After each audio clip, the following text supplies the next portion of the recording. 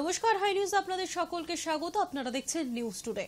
শেষ দফা ভোটের আগে কন্যাকুমারীর বিবেকানন্দ রকে ধ্যানে প্রধানমন্ত্রী। 131 বছর আগে এখানেই ধ্যান করেছিলেন নরেন্দ্রনাথ দত্ত অর্থাৎ স্বামী বিবেকানন্দ।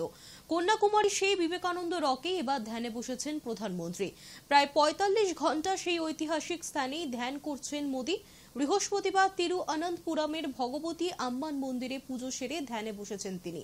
জানা যাচ্ছে বৃহস্পতিবার সন্ধে 6:45 নাগাদ তিনি ধ্যান শুরু করেছেন। আগামী 45 ঘন্টা তিনি ওই ধ্যান মণ্ডপেই থাকবেন এবং এই 45 ঘন্টা শুধু তরল খাবার খাবেন তিনি।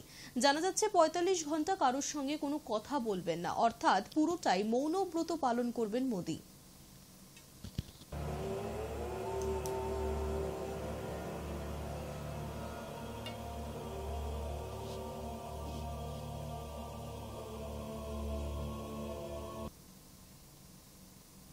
ভোটের মরশুমে প্রধানমন্ত্রীর ধ্যানে বসা নিয়ে কটাক্ষ ছুড়েছেন বিরোধীরা। অধীর রঞ্জন চৌধুরী কি বলেছেন শোনাবো।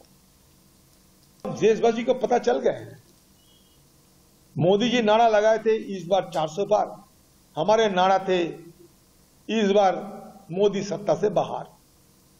इस बार मोदी जी सत्ता से बाहर, ये हमारा नारा था। और बीजेपी पार्टी के नारा थे इस बार 400 पार।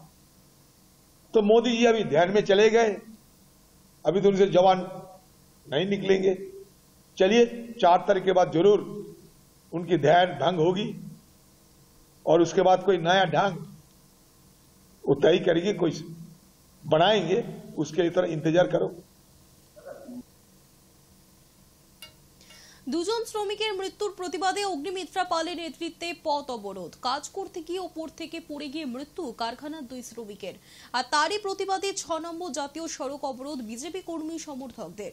পরিবারকে 10 লক্ষ টাকা আর্থিক সাহায্যের দাবি। শ্রমিকদের বিভিন্ন দাবি দাওয়া নিয়ে কারখানার সামনেই বিক্ষোভ দেখালো আইএনটিটিইউসিও। রেশমি মেটালিক্স, উড়িষ্যা মেটালিক্স, এই যে বিশাল কোম্পানি খড়গপুরে, তাদের এখানে মঙ্গলবার দিন একটি ছেলে কর্মী মারা যায়। পরের দিনই খুব কোইন্সিডেন্স যে আরেকজন কর্মী রাহুল, সেও মারা যায়। এবং এর আগে প্রচুর মানুষ মারা গেছে, তাদের কোনোদিন বডি পাওয়া যায় না। বডিগুলো যায় কোথায়? আমরা শুনেছি ফার্নেসের মধ্যে ফেলে দেওয়া হয়।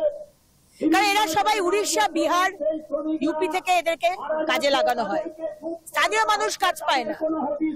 বাইরের রাজ্যের মানুষ হলে ফার্নেসে ফেলে দাও, কেউ তো প্রতিবাদ করতে আসবে না। গরিব মানুষ, তারা তো জানেও না কোথায় কাজ করে, তারা তো এসে আন্দোলন করবে না। ঠিক এই কারণের জন্য তাই বডি প্রথমে চাই আমাদের। দ্বিতীয়ত 10 লক্ষ টাকা করে ফ্যামিলিকে দিতে হবে কম্পেনসেশন। সুপ্রিম কোর্টের দেওয়া সময়সীমা মেনে আগামী রবিবার অর্থাৎ 2রা জুন তিহার জেল কর্তৃপক্ষের কাছে আত্মসমর্পণ করতে চলেছেন দিল্লির মুখ্যমন্ত্রী অরবিন্দ কেজরিওয়াল। শুক্রবার সাংবাদিক বৈঠক করে কেজরিওয়াল নিজেই জানালেন সে কথা। नमस्कार। माननीय सुप्रीम कोर्ट ने मुझे चुनाव प्रचार करने के लिए 21 दिन की मोहलत दी थी। कल 21 दिन पूरे हो रहे हैं। परसों मुझे सरेंडर करना है। परसों वापस मैं तिहाड़ जेल चला जाऊंगा। मुझे नहीं पता ये लोग इस बार कब तक मुझे जेल में रखेंगे, पर मेरे हौसले बुलंद हैं। देश को तानाशाही से बचाने के लिए जेल जा रहा हूं, इसका मुझे फक्र है। इन्होंने मुझे कई तरह से तोड़ने की कोशिश की, झुकाने की कोशिश की, मुझे चुप करने की कोशिश की, लेकिन ये सफल नहीं हुए। जब मैं अभी जेल में था तो इन्होंने कई तरह से मुझे प्रताड़ित किया। इन्होंने मेरी दवाइयां रोक दी। मैं 20 साल से सीरियस डायबिटीज यानी शुगर का मरीज हूं। पिछले 10 साल से मुझे रोज इंसुलिन के इंजेक्शन लगते हैं। रोज मेरे पेट में 4 बार इंजेक्शन लगते हैं। जेल में इन्होंने कई दिन मेरे इंसुलिन के इंजेक्शन बंद कर दिए। मेरी शुगर 300 सवा 300 तक पहुंच गई। इतने दिन तक शुगर इतनी हाई रहे तो किडनी और लिवर खराब हो जाते हैं। पता नहीं ये लोग क्या चाहते थे, इन्होंने ऐसा क्यों किया। जेल में मैं 50 दिन था।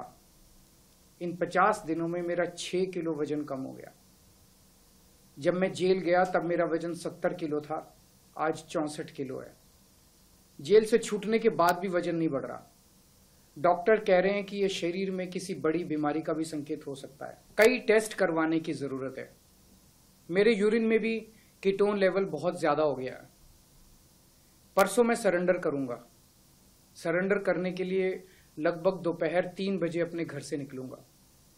हो सकता है ये इस बार मुझे और ज्यादा प्रताड़ित करें, लेकिन मैं झुकूंगा नहीं। आप अपना ख्याल रखना।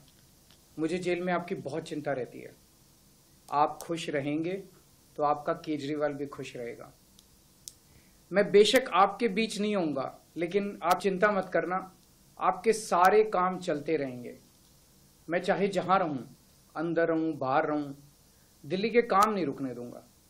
आपकी फ्री बिजली, मोहल्ला क्लिनिक, अस्पताल, फ्री दवाइयाँ, इलाज, महिलाओं के लिए फ्री बस यात्रा, 24 घंटे बिजली और भी सारे काम चलते रहेंगे। और लौट के हर माँ बहन को हर महीने 1000 रुपए देने की भी शुरुआत करूंगा। हम सब मिलके तानाशाही से लड़ रहे हैं।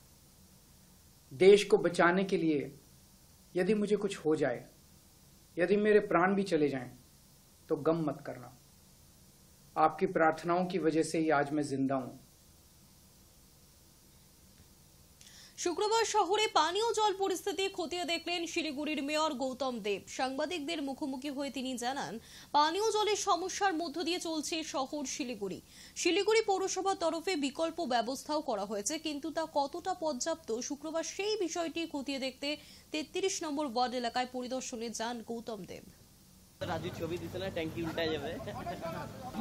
আমরা এখন আমাদের নলবাহিত পানীয় জল, সেই জলটা রান্না করা এবং জলটা পান করা ছাড়া অন্য কাজে লাগবে, এটা বিশেষজ্ঞরা আমাদের বলেছেন। আমরা সেভাবেই কাজ করছি। যে মুহূর্তে আমাদের কাছে এই জল পান করা উচিত হবে না বলে পিএইচই ডিপার্টমেন্ট এবং অন্যান্য কনসার্ন ডিপার্টমেন্ট আমাদের বলেছেন, সেই মুহূর্তে আমরা অল্টারনেটিভ আমাদের যা অ্যারেঞ্জমেন্ট ছিল সেই অ্যারেঞ্জমেন্টের মাধ্যমে গতকাল আমরা জল দিয়েছি। এর 29 তারিখ বিকেল থেকে আমাদের সেই জল আমরা পরিষেবা পৌঁছেছি। শনিবার সপ্তম দফায় ভোট রয়েছে। সেন্ট্রাল ফোর্সকে সঙ্গে নিয়ে পুলিশের নাকা চেকিং চলছে শহরের নানা প্রান্তে। এদিকে 29 তারিখ থেকে আচমকা কলকাতার রাস্তায় কমে গিয়েছে বাসের সংখ্যা, তাতেই সমস্যায় নিত্যযাত্রীরা। শুক্রবার সকাল থেকে আবারও চলছে টানা বৃষ্টি। সব মিলিয়ে রাস্তায় বেরিয়েও গন্তব্যে পৌঁছতে কালঘাম ছুটে গিয়েছে সকলেরই। 4 তারিখ পর্যন্ত কলকাতার রাস্তায় এমনই ভুগতে হবে স্পষ্টভাবে, এমন আশঙ্কার কথা জানিয়ে দিয়েছে বাস মালিকের সংগঠন। নির্বাচনের কাজের জন্য সরকারের তরফ থেকে তুলে নেওয়া হয়েছে অসংখ্য বেসরকারি বাস এবং মিনি বাস। সূত্রের খবর অনুযায়ী জানা যাচ্ছে, ভোটের পর্বের শুরু থেকেই রাজ্যের প্রায় 65% বেসরকারি বাস তুলে নেওয়া হয়েছে নির্বাচনের কাজের জন্য। কলকাতার রাস্তাতেও বাসের সংখ্যা আগের থেকে অনেক কমে গিয়েছে, আর যার জেরে কলকাতার রাস্তা থেকে প্রায় উধাও বাস।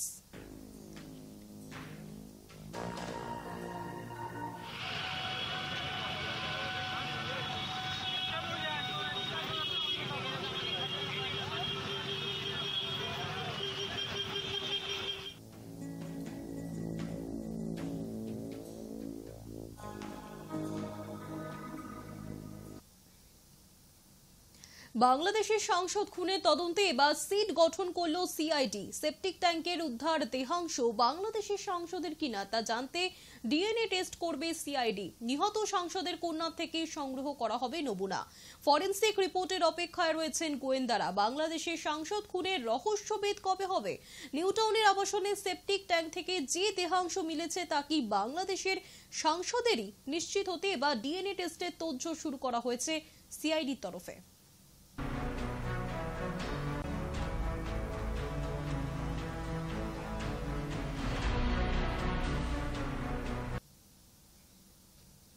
জল সংকট মেটাতে সুপ্রিম কোর্টের দ্বারস্থ হল দিল্লির সরকার। গত কয়েকদিনে রাজধানীর গরম আগের সমস্ত নজির ভেঙে দিয়েছে।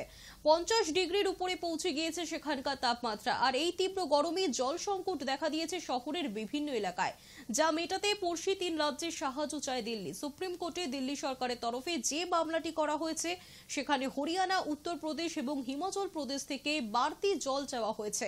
সেই মর্মে শীর্ষ আদালতে আবেদন জানিয়েছে দিল্লি। সরকারের বক্তব্য, গরমে দিল্লিতে যে পরিস্থিতি তৈরি হয়েছে তাতে জলের চাহিদাও অনেক বেড়ে গিয়েছে। এই পরিস্থিতিতে অন্য রাজ্য থেকে জলের যোগান না পাওয়া গেলে রাজধানী শহরের চাহিদা সামলানো যাবে না।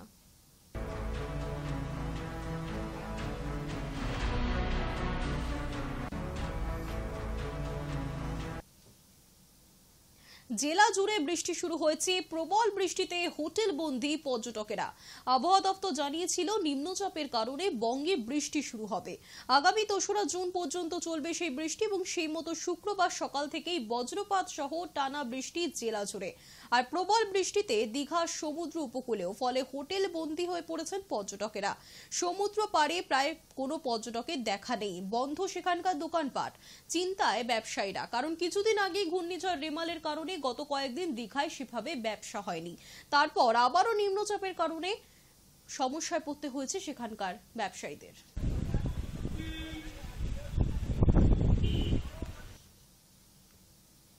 নিউজ টুডে এখনকার মতো এই পর্যন্তই। দেখতে থাকুন হাই নিউজ নির্ভীক নিরপেক্ষ।